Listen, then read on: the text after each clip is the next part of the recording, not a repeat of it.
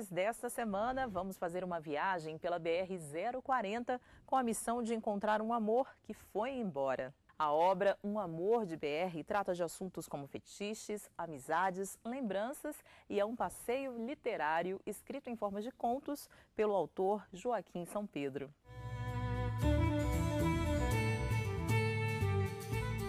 Joaquim São Pedro é mineiro de Cataguases, terminou de se criar no Rio de Janeiro, mas há 19 anos mudou-se para Brasília. O escritor usa o cenário carioca como palco para seus textos. Ele se retrata como um observador do cotidiano e se inspira nos pequenos detalhes, em uma imagem, uma palavra, uma pessoa que passa na rua. Formado em jornalismo, ele é pós-graduado em Direito Legislativo e Ciência Política. Joaquim, o que veio primeiro, o jornalismo ou a literatura? O jornalismo. O jornalismo é uma vocação. Na hora de decidir ali o que fazer, né, terminando o ensino médio, aí eu já optei pelo jornalismo por inspiração do meu pai. Né? Meu pai ele adorava o jornalismo e tal, e ele sempre me incentivou muito. Agora, isso por quê? Assim, você lia bastante, escrevia bastante? Eu gostava de ler, eu estava sempre com alguma coisa na mão, e quando era menorzinho, assim, a gente andava na rua e eu ficava lendo as placas, essas placas de sinalização, essas placas de publicidade, né? Então aquilo chamava muita atenção deles. E eu sempre gostei, sempre em livro infantil, e ali começando com aquela vocação devagarinho, né? Mas a coisa se consolidou mesmo no ensino médio, quando a gente começa a procurar o caminho, né? Você se achou nesse caminho, assim, ou você se encontrou no caminho escrevendo livros? O jornalismo eu tenho tudo que eu tenho na minha vida, eu devo ao jornalismo, né? Toda a minha formação intelectual ela está muito forte no jornalismo. A literatura é uma consequência disso, né? Ler jornal, ler, né? Você vai... Claro que são duas coisas que se separam, mas ao mesmo tempo elas estão juntas, né? A leitura, o jornalista tem que ler, né? E ler para mim é uma coisa prazerosa. Então eu estou sempre... eu consegui conciliar as duas coisas. E a literatura é um conto mais recente, né? Uma coisa que eu tive que amadurecer muito tempo, tomar coragem, né? Mostrar para os outros e, né? Trabalhar com a insegurança.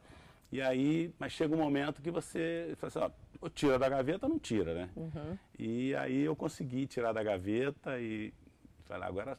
seja o que Deus quiser, né? Você está feliz com o resultado? Assim, outros projetos já estão a caminho, né? Com certeza, com certeza. É uma realização, né? Uma realização. Eu sou um jornalista realizado, eu tenho 30 anos de profissão. Mas, assim, encontrar esse novo caminho aos 56 anos de idade, é muito legal, sabe? Assim, é uma nova oportunidade, é como se eu fosse um foca do jornalismo, né? Da literatura. Uhum. Então, um livro já é melhor do que o outro, e aí um que já está pronto lá, mais ou menos, né, conversado com a editora, eu acho que já está melhor do que esses dois aqui, sabe? Então, é uma coisa assim que evolui sempre. E evoluir nessa fase da vida é muito bom, né? Agora, você como jornalista, como lida com o fato de que quando você escreve jornalisticamente, você se esconde, digamos assim, atrás da notícia. A notícia que se expõe. Você se sente exposto nos seus livros? Sim, assim, eu trabalho basicamente ficção, né? A minha literatura é ficção. Mas é óbvio que existe a experiência, né? A experiência de vida, a interpretação, né? Esse conto Amor de BR, por exemplo, é o que dá título ao livro. Esse livro de contos, ele é um acúmulo de experiências que eu vivi desde que eu vim para Brasília, que eu viajava muito nesse circuito, né? Brasília, Minas, que é lá na minha cidade, ou o Rio, onde está minha mãe. Então, eu fazia muito essa viagem, né? E nessas viagens a gente vai observando, vai acumulando informação, vai acumulando emoção, né? E aí eu consigo, nisso, trazer o elemento, a mulher, o amor, né? Vou aproveitar para mostrar o livro aqui, Amor de BR, contos. Então, são vários contos que permeavam aí a BR-040. São 11 contos, eles não estão em volta do Amor de BR, que é o título, que é o conto que dá título ao livro. São contos completamente diferentes, né? Tem o Fetiche, que é uma história que se passa ali no Rio de Janeiro. São dois adolescentes, jovens, né? Que vivem aquela vida de carioca, de praia e não sei o que e tal. Tem o Autoestima, que é um cara na meia-idade que recebe um telefonema e aí na hora que ele recebe esse telefonema ele entra em crise existencial, ele mergulha na mediocridade que a vida dele se tornou, né, por um simples convite para tomar um chopp. Tem o Álbum de Casamento também, que é um conto sensacional, assim, que o que é o álbum de casamento? É a coroação de um momento, né? É aquela coisa bonita, é o registro, né, daquele momento. E aí, o que faz com o álbum de casamento depois que separa? Leva você, eu não quero isso não, leva você. Então, é um casal que começa a conversar e aí o álbum de casamento é o objeto de rejeição. Tem um pouquinho, sim, de você, né? De suas experiências aí contadas em cada conto. Com certeza, com certeza. É sempre um olhar, é um pouco do cronista, né?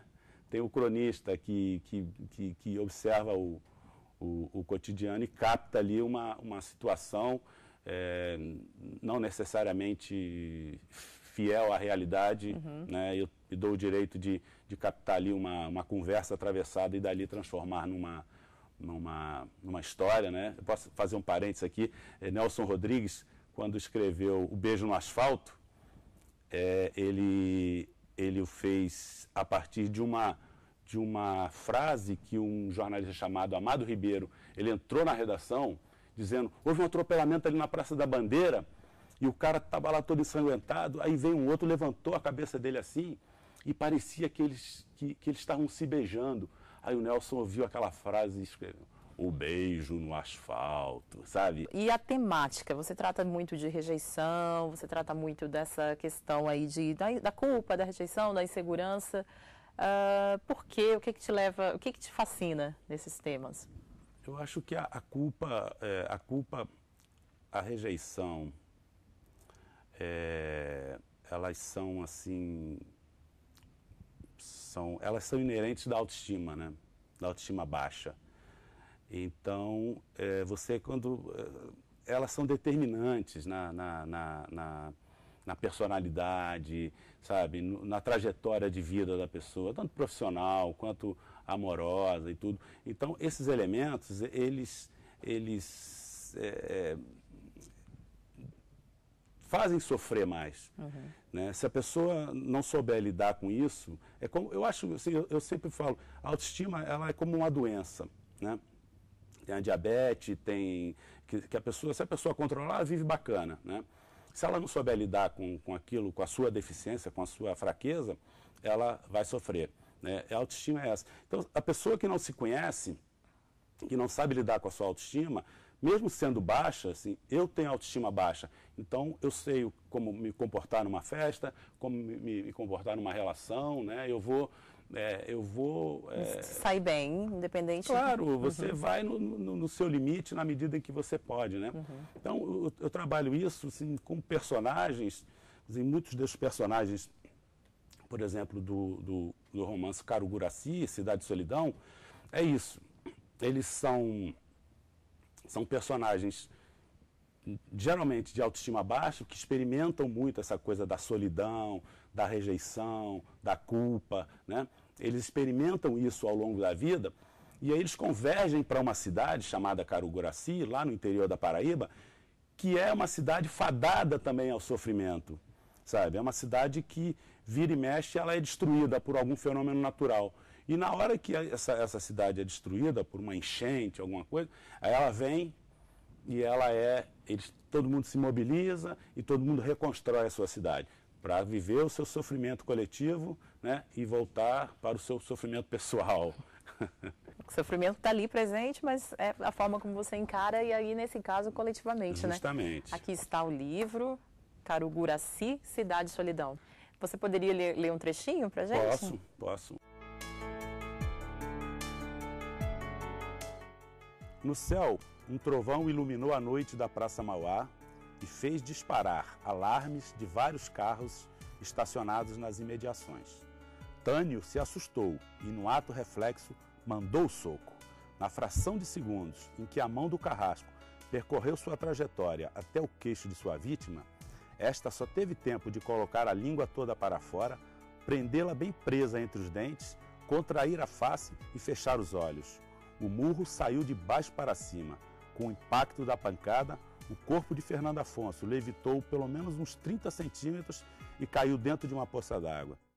Esse personagem, ele queria levar esse soco, né? Justamente, ele é um personagem, ele é o personagem central de toda essa trama, porque ele é um homem em crise que começa a viver, não percebe que a sua crise está se agravando. E quando ele se deixa mutilar numa briga que ele provoca, ele está dizendo que ele está chegando ao fim dele, né? Ele quer romper com o mundo, ele não quer mais se comunicar, ele não quer mais falar, né? Numa metáfora em que ele quer a solidão, ele quer a solidão absoluta. Na verdade, o que é? É a crise existencial aguda, né? A crise, a pessoa não procurou ajuda e mergulhou naquilo ali. Então, quando ele leva esse soco, aí tem todo um processo, ele vai para o hospital e tal. Daí ele ainda vai viver, aí ele vai embora, né? Aí ele fala assim, agora eu vou embora para Caruguraci, né? Que representa o afastamento, né? A fuga, né? A fuga de si mesmo. Joaquim, quais são seus planos para o futuro? Tenho 2 romances já prontos, né? Que já estão lá na editora, prontos para serem editados, né? Mas como a coisa está muito recente, então a gente vai deixar um para o final do ano e o outro para o ano que vem, né? E a produção continua. Então, boa sorte nos seus projetos e muito obrigado pela sua presença aqui no Iluminuras. Eu que agradeço a oportunidade e um abraço a todos os espectadores e a equipe aí da TV Justiça. E o Iluminuras não terminou. No próximo bloco eu vou conversar com o procurador do Estado de São Paulo, Tiago Luiz Sombra. Não saia daí. Até mais.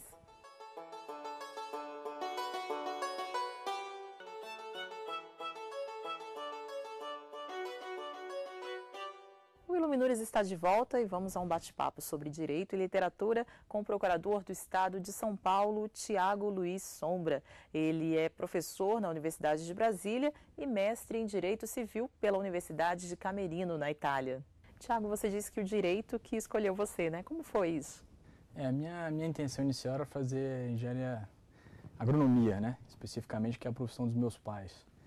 Mas foi uma pretensão já tolhida desde logo, porque a minha mãe sempre teve uma participação muito incisiva na minha criação e ela, desde o início, falou, olha, eu acho que você não vai dar certo, acho melhor, vá por mim, faça direito, que eu acho que tem muito mais a ver com você. E aí foi uma coisa curiosa, porque ela me inscreveu até no vestibular, ela que me estimulava, incentivava, e ela durante o curso inteiro foi a grande incentivadora, né? Então eu digo que, na verdade, se não fosse a percepção da minha mãe, eu talvez não tivesse tão satisfeito, tão realizado na área jurídica, na minha carreira, como eu estou hoje. E foi ela também que te incentivou na literatura, na leitura? A literatura dela era uma literatura mais técnica, mais científica, não era a literatura popular do dia a dia. Mas ela sempre incentivou a gente a ler muito em casa. Eu me lembro da minha mãe comprar a coleção TRA, por exemplo, e distribuir os livrinhos para a gente, organizar para que a gente lesse e contasse para ela os casos. Então, ela sempre teve uma participação muito, muito forte na literatura. Era uma literatura, digamos, uma literatura mais pueril, mas acho que essa base, ela teve uma participação muito forte, sim. E o livro O Meu Pé de Laranja Lima? O que eu achava particularmente interessante no livro é que era aquela inocência do Zezé, né?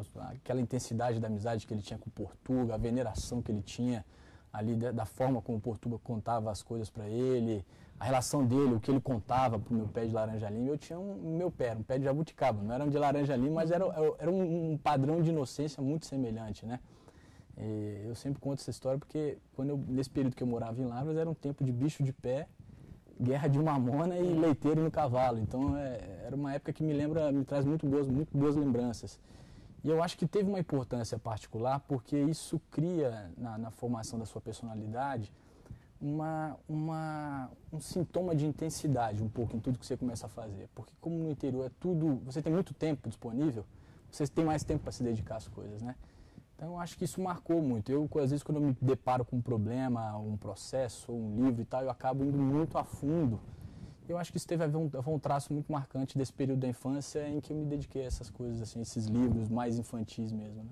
E você consegue trazer para o seu dia a dia como procurador de Estado essa simplicidade, essa dedicação por causa do tempo? Você consegue resgatar isso no seu dia a dia hoje? Eu procuro sempre que possível, né? Tentar fazer as coisas com a maior intensidade possível, embora às vezes nos tempos atuais a gente se ocupe de muitas coisas, mas sempre procurar ser o mais dedicado, seja na minha atividade de professor, seja na de procurador, enfim. Mas sempre tentando mesclar e trazer um pouco dessa base que a literatura deu desde a infância até a fase adulta para o dia a dia. É muito comum a gente identificar, por exemplo, na atividade de procuradoria, como a que eu exerço, algumas coisas muito interessantes na literatura, nessa discussão do público e privado, né, que no Brasil é uma coisa eterna, né? Onde começa o público, onde termina o privado, e a literatura explora isso com muita riqueza, né? A gente tem livros de autores brasileiros que você vê que vão a fundo, Sagarana em alguns aspectos, Grande Sertão Veredas. A gente pode discutir uma série de casos em que efetivamente esses autores se aproveitam especificamente desse tema para tratar de algumas questões. Isso se confunde um pouco com a minha atividade do dia a dia. Inclusive, os seus livros tratam dessa discussão. Temos aqui o adimplemento contratual e cooperação do credor. Foi o meu último livro, né? Basicamente ele trata dessa necessidade de cooperação que a gente precisa ter. Ele tem uma vertente muito interessante que é a forma, nós temos uma visão no Brasil um pouco deturpada, né? De que o devedor é sempre a figura feia, a figura negativa de uma relação, quando na verdade não. Às vezes o devedor ele é uma figura que, tanto quanto o credor, quer se ver livre de uma relação contratual para ele poder contrair uma outra. Mas ele precisa de uma cooperação, afinal de contas um costureiro não tem como se ver livre de uma obrigação de fazer um vestido de noiva se a noiva não vai lá e eventualmente durante alguns dias especifica como quer, enfim, um pintor quando vai pintar um autorretrato de alguém, precisa das informações de como a pessoa quer esse retrato, precisa posar para ele algum tempo, né?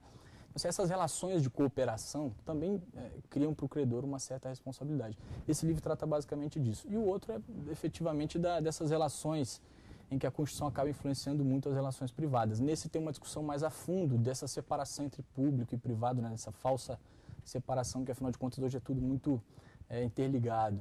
Então, esse é um tema que me atrai bastante e que tem muito a ver com a minha profissão. E como se dá essa relação do público e privado?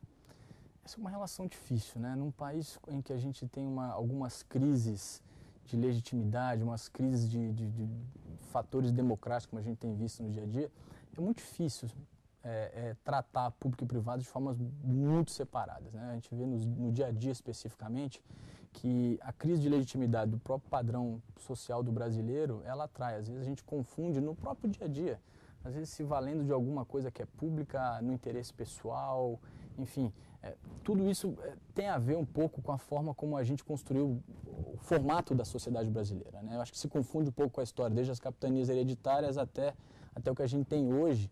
Tem muito dessa relação entre público e privado. Eu diria que com a Constituição de 88, essa relação público e privado se tornou menos estanque, menos separada, né? A Constituição ela trouxe tudo, colocou tudo mais ou menos num balaio só. E isso é algo positivo, não é ruim. Agora, você como professor, o que indica para os seus alunos? Qual é a leitura obrigatória? Eu tenho tentado cada vez menos indicar autores de direito. A gente tem um dever, sobretudo com alunos de graduação, de não criar um número, não criar alguém dentro desse ambiente competitivo, de não só pensar nessa formação de alguém que vai fazer um exame de ordem ou um provão, coisa do gênero, mas de uma formação mais humanista, né? Então eu tenho procurado indicar outros autores, leituras que dão uma formação mais humanista. Então, particularmente Crime e Castigo é um livro que eu acho que é obrigatório para esses alunos lerem. Grande Sertão Veredas é um conto que eu acho que é muito importante para se entender uma parte relevante do Brasil, assim como o povo brasileiro, Raízes do Brasil, Sobrados e Mucambos, do Gilberto Freire. Não apenas Casagrande e Senzala, mas Sobrados e Mucambos é um livro muito importante. A Formação Econômica do Brasil, né? Do Caio Prado. E assim, autores que tratem um pouco mais de literatura. A Revolução dos Bichos, do George Orwell, assim como a 1984 dele também, são 2 livros fantásticos. E mais recentemente, dentro desse panorama de tecnologia que a gente tem vivido, o Aldous Huxley, né? O Admirável Mundo Novo, que eu acho que dá um panorama muito interessante dessa dinamicidade que a internet e os meios de comunicação mais avançados têm dado, sobretudo para a dificuldade que o direito tem de acompanhar o movimento atual, né? Você diz que a relação do direito e literatura, inclusive, é uma relação umbilical. O direito se ocupa da vida, né? Dessa inter-relação entre o seu e o do outro.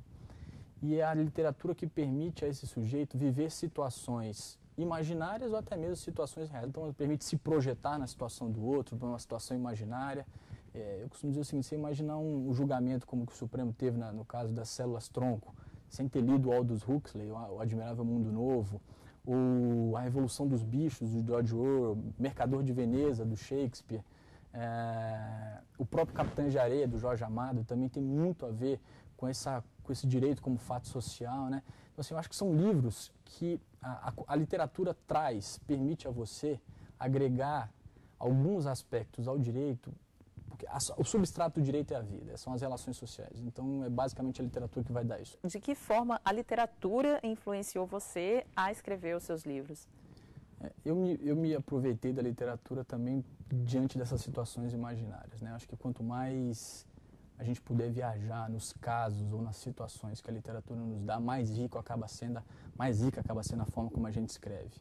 E eu diria para você que, particularmente, um autor especificamente me influenciou muito durante o período em que eu escrevi, pelo menos esses últimos 2 livros, né? O John Steinbeck, que é um autor americano, vencedor que foi vencedor do Prêmio Nobel em 1962, ele tem um livro que eu acho fantástico, chama-se O Inverno da Nossa Desesperança. Vamos aproveitar a oportunidade, então, e conhecer um pouco mais de John Steinbeck.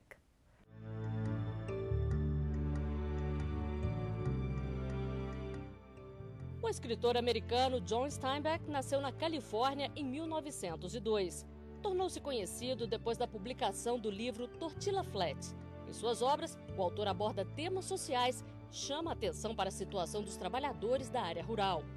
Na obra As Vinhas da Ira, por exemplo, retrata a crise no campo durante os anos 30, após o período conhecido como a Grande Depressão. O livro, resultado de 3 anos de pesquisa, recebeu o Prêmio Pulitzer em 1940 e é considerado por muitos especialistas como a grande obra-prima do escritor. Agora, outro autor que você também gosta, indica, né, é o Michael Sandel. Por quê? É um sujeito que ele trata do direito de uma forma diferente. Ele consegue tratar dos grandes problemas da atualidade, casamento homossexual, cotas, serviço militar, enfim.